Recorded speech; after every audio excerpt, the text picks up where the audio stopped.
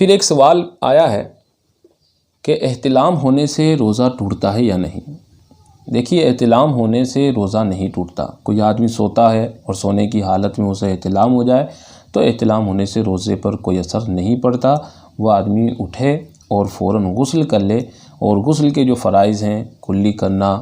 ناک میں پانی ڈالنا، پورے بدن پر پانی بہانا، ان فرائض کو انجام دے۔ ہاں، کلی کرنے اور ناک میں پانی ڈالنے میں وہ مبالغہ نہیں کرے گا کہ کہیں مبالغہ کرنے کی صورت میں ایسا نہ ہو کہ اس کا روزہ فاسد ہو جائے۔ اگلا سوال یہ ہے کہ تیل خوشبو لگانے سے، خوشبو سونگھنے سے، بدن کے غیر ضروری بال دور کرنے سے، سرما لگانے سے، مسواک کرنے سے، ان سے روزہ ٹوٹتا ہے یا نہیں؟ دیکھیے، ان سے روزہ نہیں ٹوٹتا۔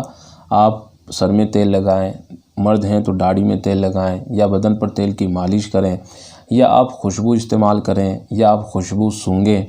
یا آپ اپنے بدن کے غیر ضروری بالوں کو دور کریں، آپ اپنی حجامت بنوائیں، یا آپ اپنی داڑھی کا خط وغیرہ بنوائیں، یا آپ اپنے ناخن کاٹیں، یا آپ سرما لگائیں، یا آپ مسواک کریں، ان سے روزہ فاسد نہیں ہوتا ہے۔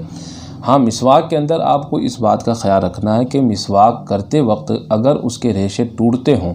اور اس کے ریشے اگر ٹوٹ کر منہ میں بکھرتے ہوں تو آپ کو اس بات کا خیال رکھنا ہے کہ اس کا کوئی ریشہ حلق کے نیچے نہ اترے۔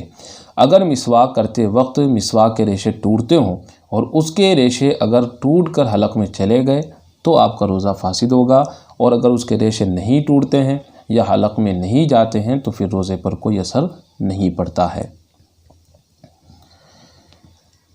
اگلا سوال یہ ہے کہ آنکھ میں دوا ڈالنے اور کان میں دوا ڈالنے کا کیا حکم ہے؟ دیکھیے، آپ کو بتا دوں کہ اس میں ہندوستان اور پاکستان کے علماء کرام کے درمیان اختلاف ہے تحقیق کی بنیاد پر، کہ اصل مسئلہ یہ ہے کہ ناک اور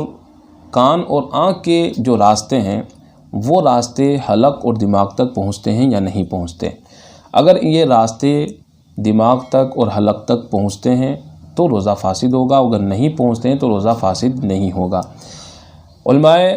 اہل سنت جو ہندوستان کے، ان کی تحقیق یہ ہے کہ آنکھ سے کوئی راستہ حلق تک نہیں جاتا ہے، تو اس وجہ سے انہوں نے یہ فتویٰ دیا کہ آنکھ میں دوا ڈالنے سے روزہ فاسد نہیں ہوتا،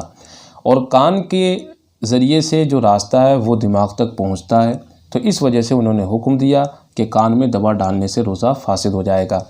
پاکستان کے علماء کرام فرماتے ہیں، ان کی تحقیق یہ ہے کہ آنکھ کے ذریعے سے حلق تک راستہ ہے، اس لیے آنکھ میں دوا ڈالنے سے روزہ ان کے نزدیک فاسد ہو جائے گا، اور کان کے ذریعے سے کوئی راستہ حلق اور دماغ تک نہیں پہنچتا ہے، اس لیے وہ کہتے ہیں کہ کان میں دوا ڈالنے سے روزہ فاسد نہیں ہوگا۔ اب ہمیں کیا کرنا چاہیے کہ دیکھیے، احتیاط تو یہی ہے کہ ہم روزے کی حالت میں آنکھ اور کان میں دوا ڈالنے سے بچیں تو بہتر ہے، اور اگر کسی کے لیے ضروری ہو کہ اسے دوا ڈالنی ہی ہے تو دیکھیے، ہمارے علماء اہل سنت جو ہندوستان کے ہیں ان کا موقف اور ان کا فتویٰ یہی ہے کہ آنکھ میں دوا ڈالنے سے روزہ نہیں ٹوٹتا، تو آپ ان کے فتوے پر عمل کرتے ہوئے آنکھ میں دوا ڈال سکتے ہیں، اور کان میں دوا ڈالنے سے روزہ ٹوٹ جاتا ہے تو آپ کو کان میں روزے کی حالت میں دوا نہیں ڈالنی ہے۔